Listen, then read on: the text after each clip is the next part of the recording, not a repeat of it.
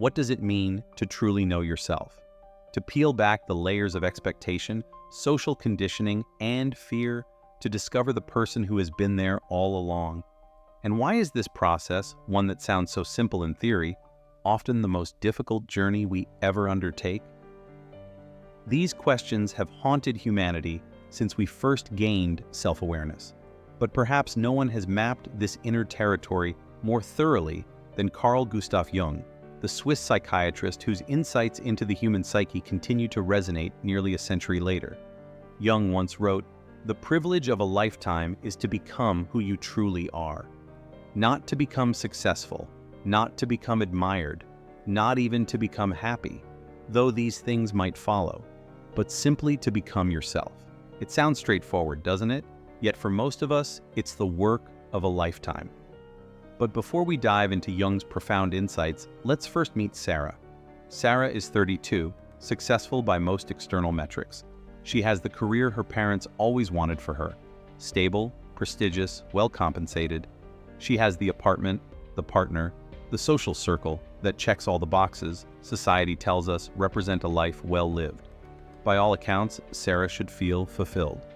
Yet each morning as she applies her makeup, a stranger stares back at her from the mirror.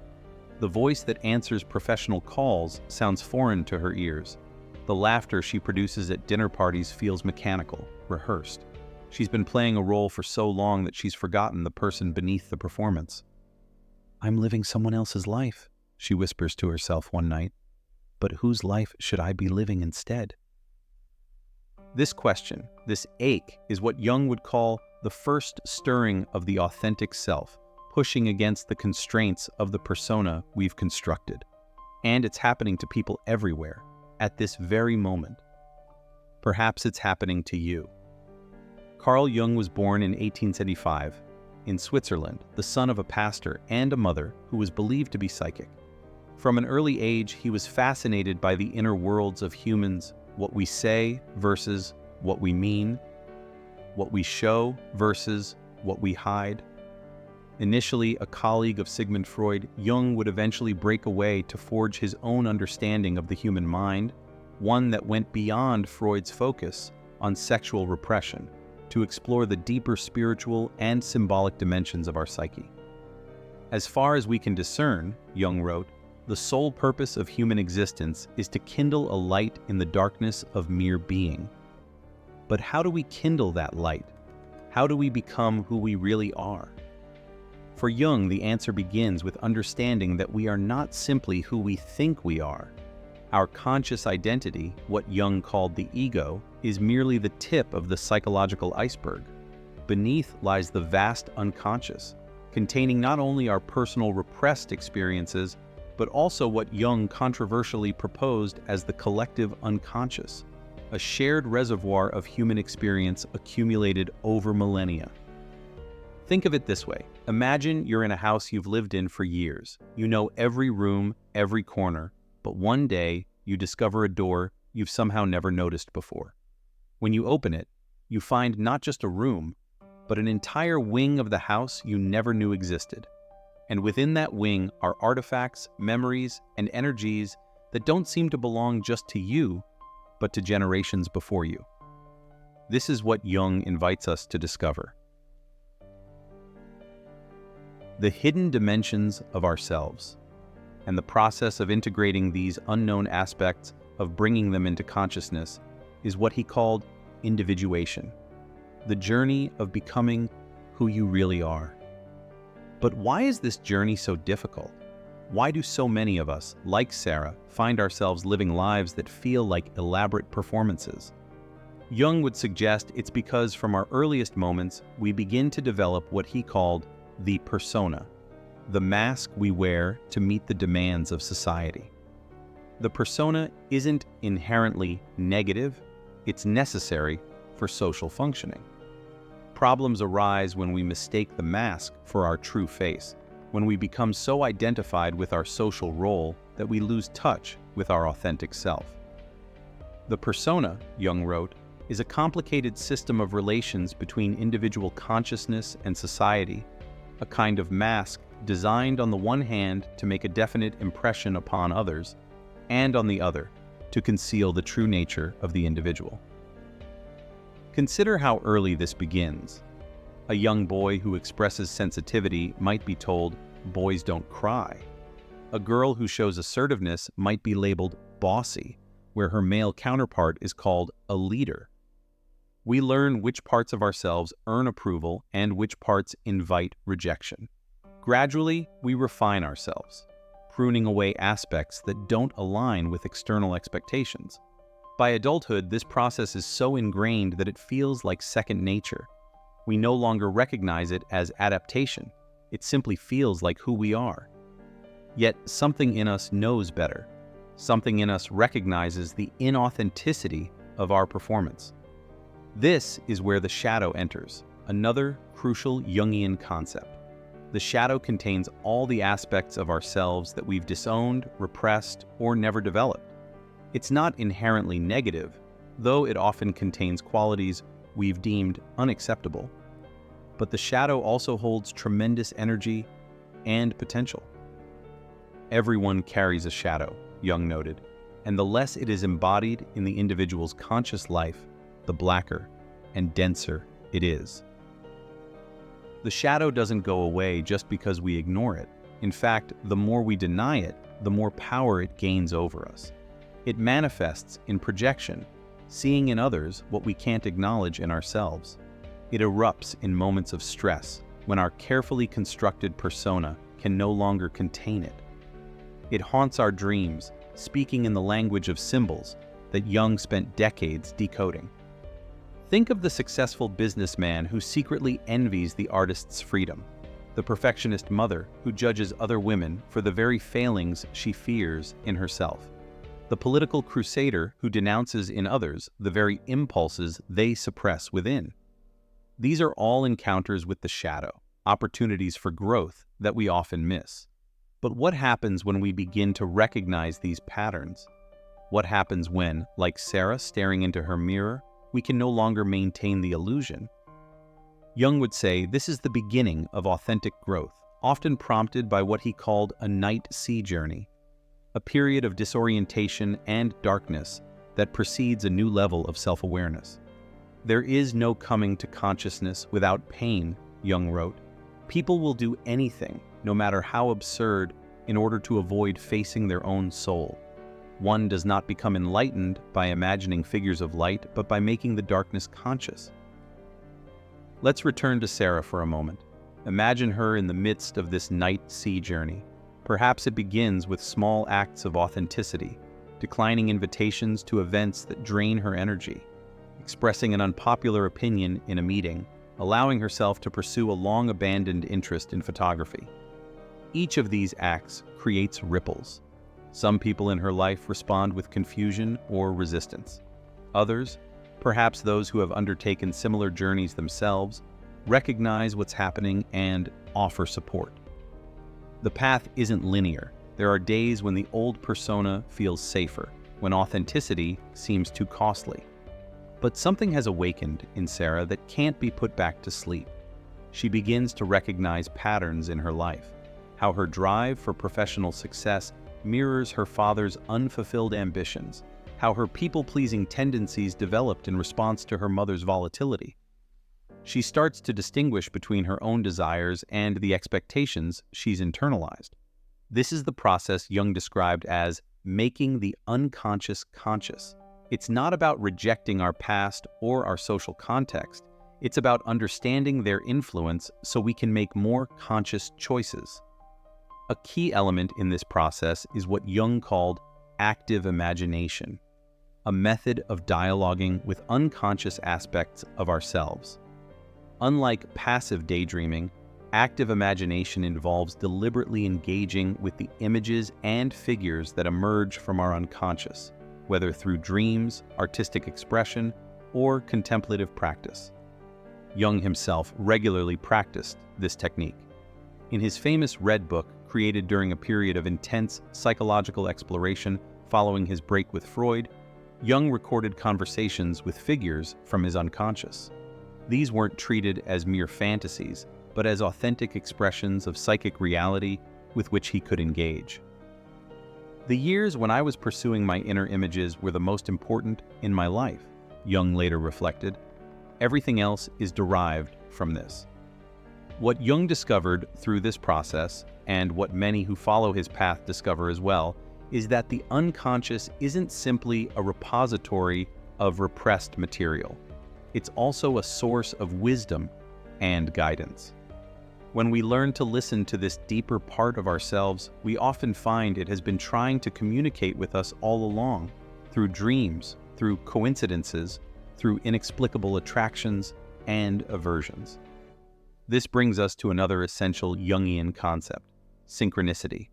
Unlike the mechanistic causality that dominates Western scientific thinking, synchronicity describes meaningful coincidences, events connected not by cause and effect, but by shared meaning. When we begin the individuation process, synchronicities often increase, as if the universe itself is participating in our awakening.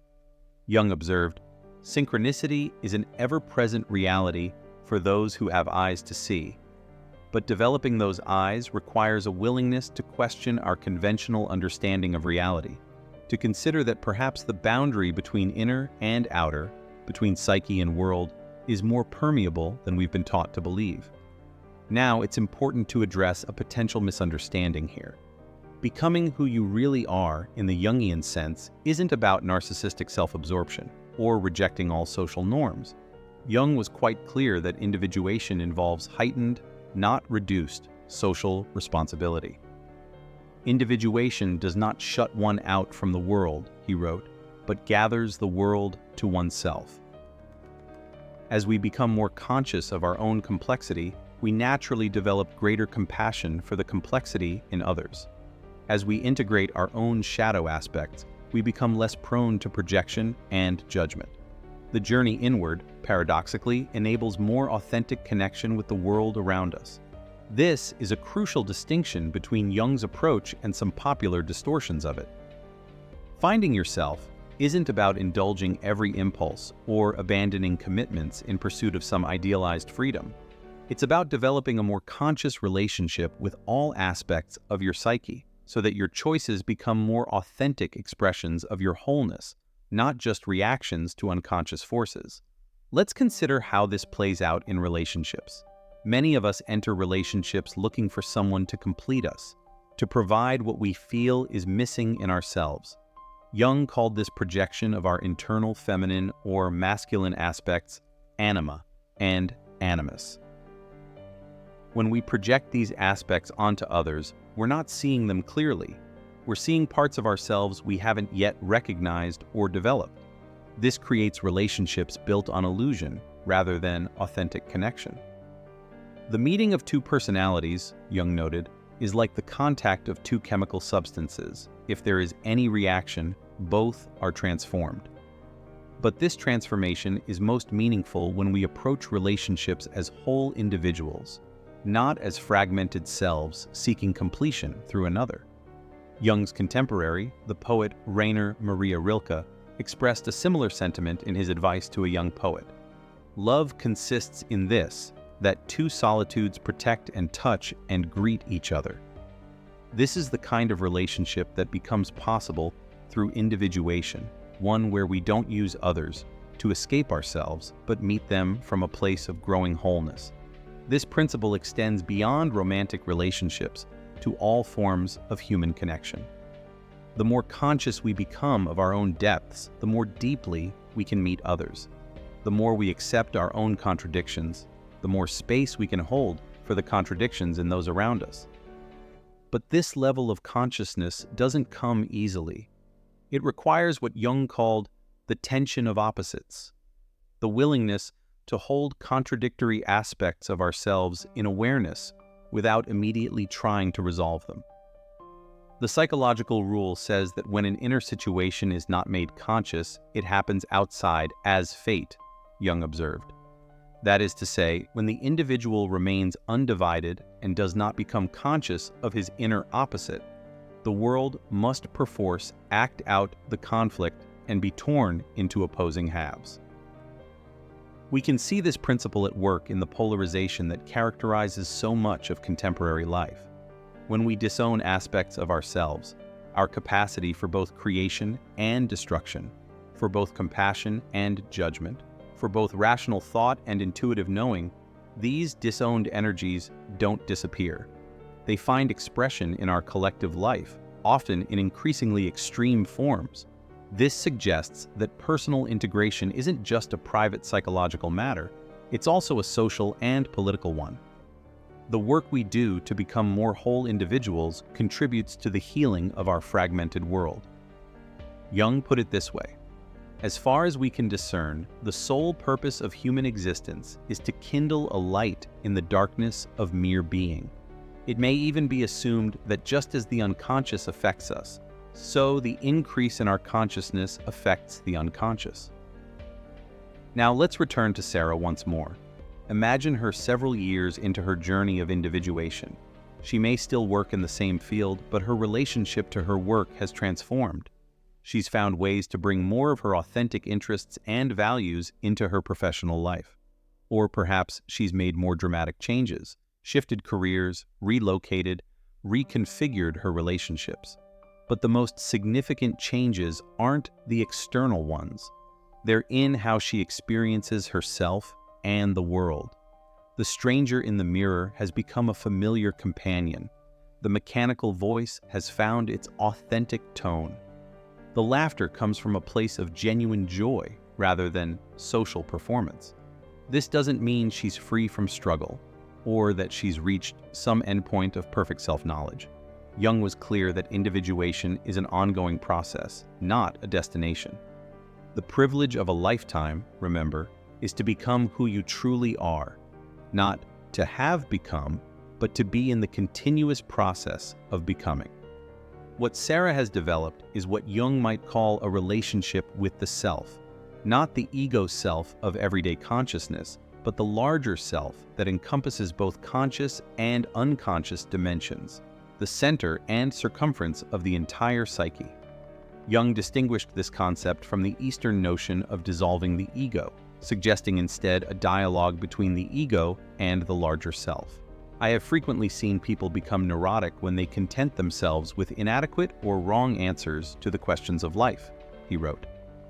They seek position, marriage, reputation, outward success, or money, and remain unhappy and neurotic even when they have attained what they were seeking. Such people are usually confined within too narrow a spiritual horizon. Their life has not sufficient content, sufficient meaning. So how do we begin this journey? How do we move from the nagging sense of inauthenticity that Sarah experienced to a more integrated way of being? Jung emphasized several pathways, none of which can be reduced to simple techniques. There's dream analysis, not the simplistic symbolism of popular dream dictionaries, but a deeper engagement with the personal and collective symbols that emerge in our dreams. There's active imagination, as we've discussed. There's creative expression. Jung himself was an avid artist, seeing artistic creation as a way of giving form to unconscious content.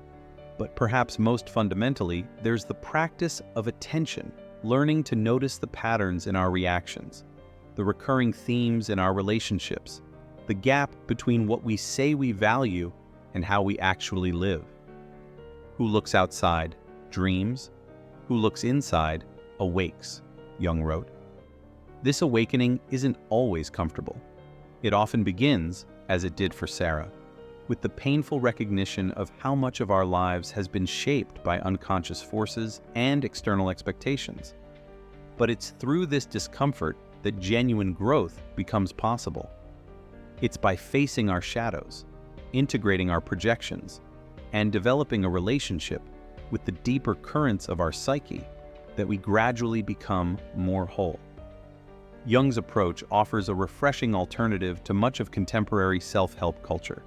Instead of promising quick fixes or simple formulas for happiness, he invites us into a lifelong exploration. Instead of suggesting we can manifest whatever we desire through positive thinking, he reminds us that meaningful growth often comes through engaging with difficulty and limitation. The foundation of all mental illness, Jung observed, is the unwillingness to experience legitimate suffering. By legitimate suffering, he didn't mean needless self-punishment, but rather the natural discomfort that accompanies growth, the necessary pain of encountering parts of ourselves we've long avoided. This willingness to face difficulty extends to the larger questions of human existence. Jung recognized that the modern loss of religious frameworks had left many people adrift, seeking purely material solutions to essentially spiritual problems. While he didn't advocate a return to dogmatic religion, he did emphasize the importance of engaging with life's deeper dimensions, with questions of meaning, purpose, and what he called the numinous, the mysterious and awe-inspiring aspects of existence. Man cannot stand a meaningless life, he wrote. And elsewhere, the decisive question for man is he related to something infinite or not? That is the telling question of his life. This spiritual dimension of Jung's work is sometimes downplayed in contemporary discussions, but it was central to his understanding of the individuation process. Becoming who you really are in Jung's vision isn't just about psychological integration. It's also about discovering your unique relationship to something larger than yourself, to the patterns and energies that connect all of existence. Jung coined the term archetypes to describe these universal patterns that appear across cultures and throughout history. The hero, the mother, the trickster, the wise elder, these and many other archetypal figures emerge in myths, dreams, and art worldwide, suggesting a shared psychological inheritance that transcends cultural conditioning. By engaging with these archetypal energies, Jung suggested, we connect not only with our personal depths, but with the collective human experience. We discover that our individual journey is part of a much older and larger story, the story of human consciousness evolving toward greater awareness. Your vision will become clear, Jung wrote, only when you can look into your own heart. Who looks outside dreams, who looks inside awakes. As we near the end of our exploration, it's worth asking what becoming who you really are might mean in your own life. What masks have you worn for so long that you've forgotten their masks? What aspects of yourself have you disowned that might be waiting for integration? What dreams and synchronicities might be trying to guide you toward greater wholeness? These aren't questions with simple answers, and the journey they invite isn't an easy one. But as Jung recognized, it's a journey worth taking, perhaps the only journey that truly matters. The greatest burden a child must bear, Jung wrote, is the unlived life of the parents. We might extend this observation to say that the greatest burden any of us bear is our own unlived life, the authentic possibilities we neglect in favor of safer, more conventional choices. Becoming who you really are means reclaiming those possibilities. It means, as Jung put it, the achievement of something that has never existed before, not in the sense of external accomplishment, but in the sense of bringing your unique combination of conscious and unconscious potentials into lived reality. Remember Sarah, staring into her mirror and wondering whose life she should be living? The answer, Jung would suggest, isn't to be found in any external model or ideal. It's to be discovered through the courageous exploration of her own psyche, through attentiveness to her dreams and synchronicities, through honest engagement with both her light and shadow aspects. And the same is true for each of us. The life we're meant to live isn't waiting to be found somewhere outside ourselves. It's waiting to be created through the ongoing process of becoming more fully who we already are. As far as we can discern, Jung wrote in words worth repeating, the sole purpose of human existence is to kindle a light in the darkness of mere being. May your journey toward becoming who you really are kindle such a light, not just for yourself, but for all whose lives you touch. In a world that often seems designed to separate us from our authentic nature, Jung's invitation to individuation remains as relevant as ever. It reminds us that beneath the noise of social media, beneath the pressure to optimize and brand ourselves, beneath the endless distractions competing for our attention, there exists a deeper current of being, one that connects us both to our individual truth and to the larger truth of our shared humanity. Know all the theories, master all the techniques, Jung advised, but as you touch a human soul, be just another human soul. In the end, becoming who you really are isn't about achieving some idealized version of yourself. It's about embracing the messy, contradictory, wondrous reality of your humanity, and in doing so, helping others embrace theirs. The journey continues. The invitation stands. The privilege of a lifetime awaits.